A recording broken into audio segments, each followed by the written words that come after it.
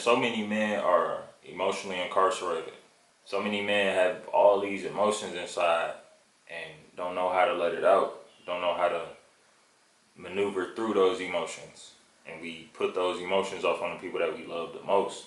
Just to get a little transparent with you, I was on my way home a second ago. It's raining outside. It's real gloomy outside. It's just one of those type of days that you want to just stay in the house.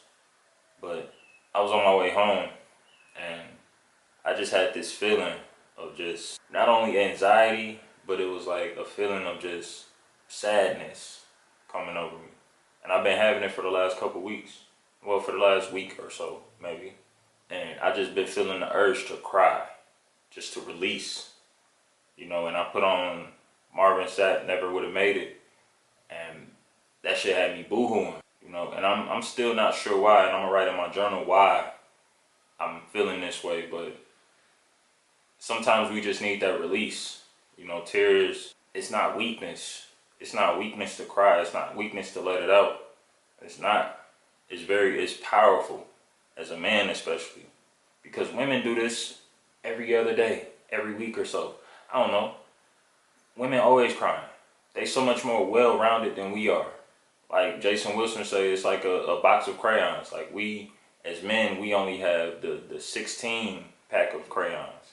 But women have the 64. And they use every crayon. And we only use maybe 2 or 3. We not using all our crayons that we have in our box at our disposal. And sometimes, you just feeling bad and you start punishing the people that you love the most. And instead of being there, instead of being the leader that you're supposed to be, you give all that to other people. I'm done being in emotional incarceration. It's not healthy. Not only is it not healthy, but it alienates you from people. Like my grandma, she's still in emotional incarceration.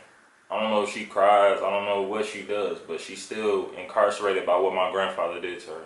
She's still incarcerated by what my aunt, or how my aunt feels about her. She's incarcerated by a lot of things.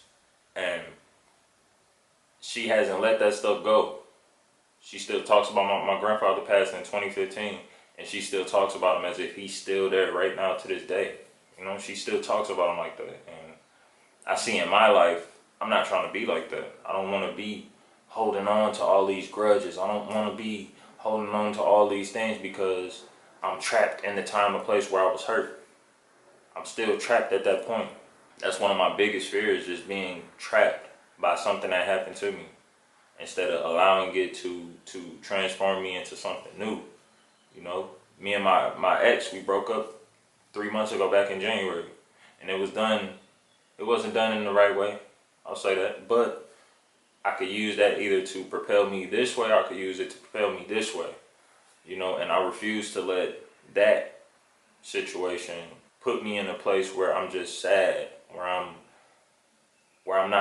unable to love again, because I could let it take me that way. I could let it take me into the direction of where my father went, which is having hella kids and doing all this stuff.